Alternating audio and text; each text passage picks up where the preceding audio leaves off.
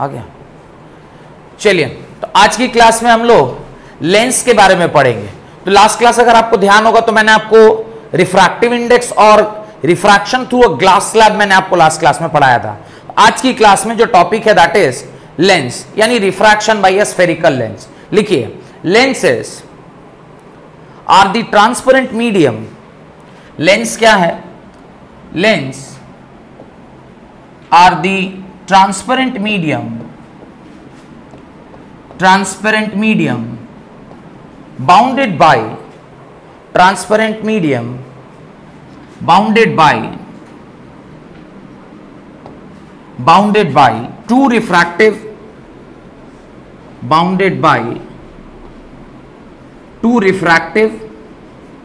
surfaces, two refracting surfaces, दो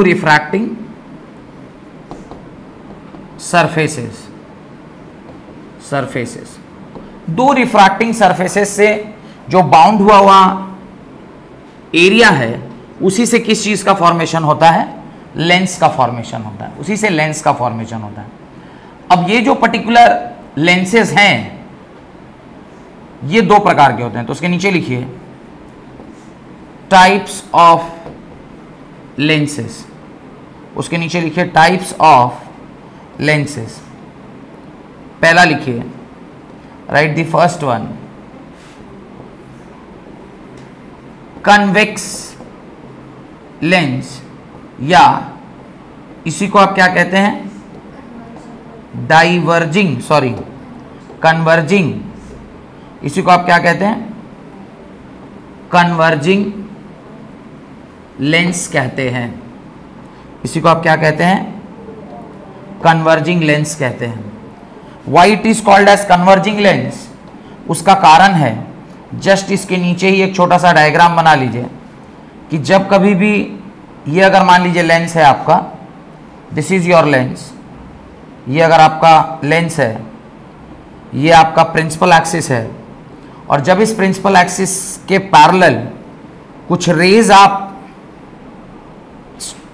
इसके ऊपर इंसिडेंट कराते हैं तो ये रेज आफ्टर रिफ्रैक्शन किसी एक पर्टिकुलर पॉइंट पर जाकर क्या करते हैं? मीट करते हैं। और चूंकि ये रेज एक जगह जाकर मीट कर रही हैं, इस वजह से इस रे को आप क्या बुलाते हैं? कन्वर्जिंग लेंस बुलाते हैं। This ray is called as converging lens. ये कन्वेक्स लेंस है, तो इसको आपने लिख लिया। बढ़े आगे, अगला देखिए, the second one is diverging lens. Diverging lens ही क्या कहलाता है? कनकेव लेंस कहलाता है। कनकेव लेंस कहलाता है। और कनकेव लेंस क्या है? तो why it is called as diverging lens, उसका कारण है कि जब पैरेलल रे ऑफ लाइट इस पर स्ट्राइक करता है, पैरेलल रे ऑफ लाइट जब इस पर जाकर क्या करता है? स्ट्राइक करता है, तो आफ्टर रिफ्रैक्शन ये रे यहां से क्या करेगा? डाइवर्ज कर जाता है। ये रे यहां से क्या कर जाता है? डाइवर्ज कर जाता है। चूंकि ये रे यहां से डाइवर्ज कर जाती हैं, इसीलिए इस रे को क्या कहते हैं? डाइवर्जिंग लेंस कहते हैं। Is called as diverging lens because ये रेज आके यहां से क्या कर रही हैं? डाइवर्ज कर रही हैं। ये रेज यहां से डाइवर्ज कर रही हैं, इसे इसको डाइवर्जिंग लेंस कहते हैं। अब आप दोनों लेंसेस के डेफिनेशन लिखिए। इस लेंस का पहले डेफिनेशन लिखिए, ये लेंस का डेफिनेशन लिखिए। Convex lens, right, the lens which is thicker at the center, the lens which is thicker at the center and thin at its end, the lens which is thicker at the center and thin at its end is known as convex lens। तो lens जहां पर central part of the lens जो है, जैसा कि आप यहां देख सकते हैं, ये जो सेंट्रल पार्ट है वो क्या है?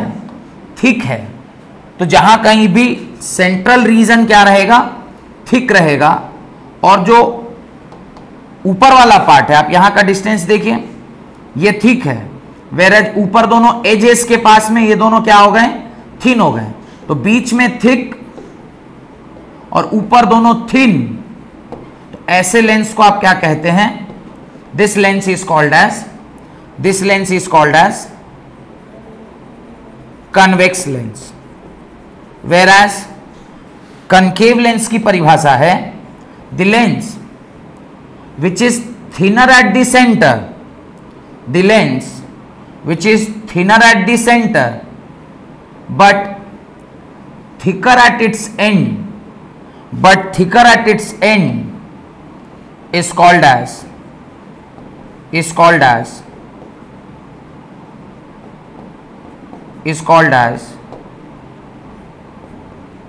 concave lens।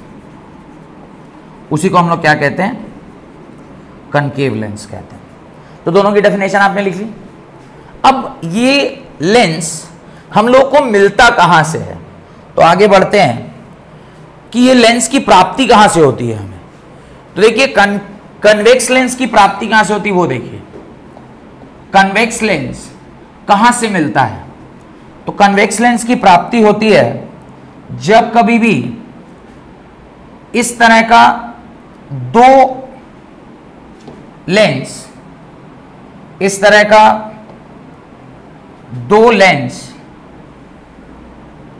इस तरह का दो लेंस आपस में, दो लेंस आपस में इस तरह से लिया गया है, जहां पर ये जो पर्टिकुलर, ये भी एक स्फेरिकल सरफेस है और ये भी एक स्फेरिकल सरफेस है। ये फर्स्ट स्फेरिकल सरफेस का सेंटर है, ये सेकंड स्फेरिकल सरफेस का सेंटर है, और उसमें से ये जो सेंट्रल रीजन है, इसको जब हम वहां से काट के क्या करते हैं, बाहर निकाल लेते हैं। इसको जब हम काट के वहां से क्या कर लेते हैं, बाहर निकाल लेते हैं, तो जो हमें मिलता है, ये पार्ट को जब हम बाहर निकालते हैं तो जो हमें प्राप्त होता है, that is only called as convex lens. उसी को हम लोग क्या कहते हैं, कन्वेक्स लेंस कहते हैं। This is only convex lens. Clear? यही जो बीच का सेंट्रल रीजन है, जो हमें यहां से निकल कर आता है बाहर, उसी से हमें किस चीज की प्राप्ति होती है, कन्वेक्स लेंस की प्राप्ति होती है। तो ये आप जरूर बना लीजिएगा।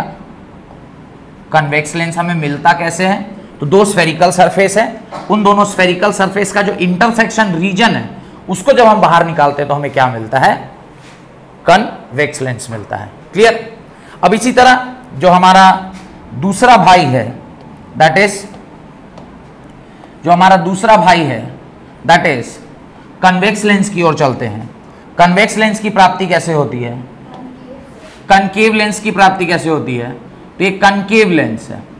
कनकेव लेंस कैसे मिलेगा, तो ये कनकेव लेंस कैसे मिलता है, वहां पर भी आप क्या करिए, ये कुछ इसका जब इमेज फॉर्मेशन होगा, इसका जब, एक मिनट, इसका जब ये आपका रिफ्रैक्टिव सरफेस, उसके अंदर दो स्फेरिकल सरफेस, एक ये स्फेरिकल सरफेस है, एक ये स्फेरिकल सरफेस है, और एक ये स्फेरिकल सरफेस है,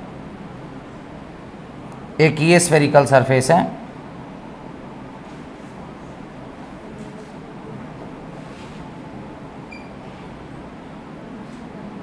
ये स्फेरिकल सरफेस है।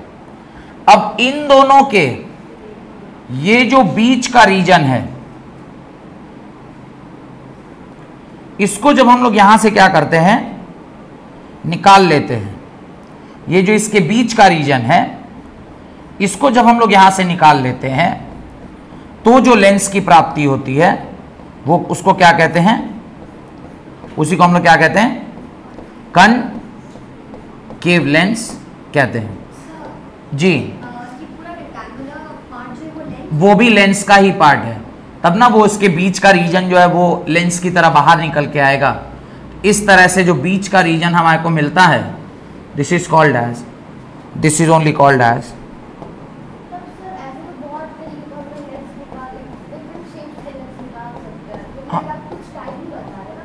हाँ हाँ, ये तो हम लोग जो उसमें भी पढ़ रहे हैं वो तो स्फेरिकल लेंसेज ही पढ़ रहे हैं।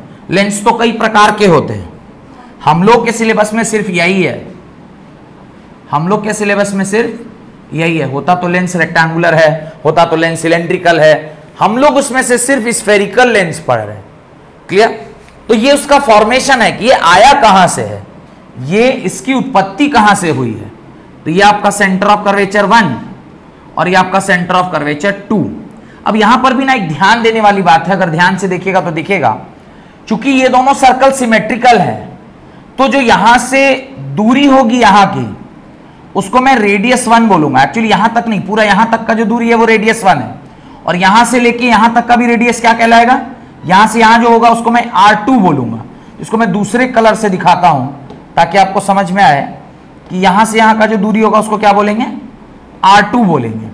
पर हम लोग जो अपने सिलेबस में पढ़ते हैं ना, वो कौन सा लेंस पढ़ते हैं, स्फेरिकल थिन लेंस पढ़ते हैं। क्या पढ़ते हैं, स्फेरिकल थिन लेंस। क्या पढ़ते हैं, स्फेरिकल थिन लेंस। और थिन लेंस का मतलब होता है ये जो बीच का दूरी है ये बहुत बहुत बहुत छोटा है।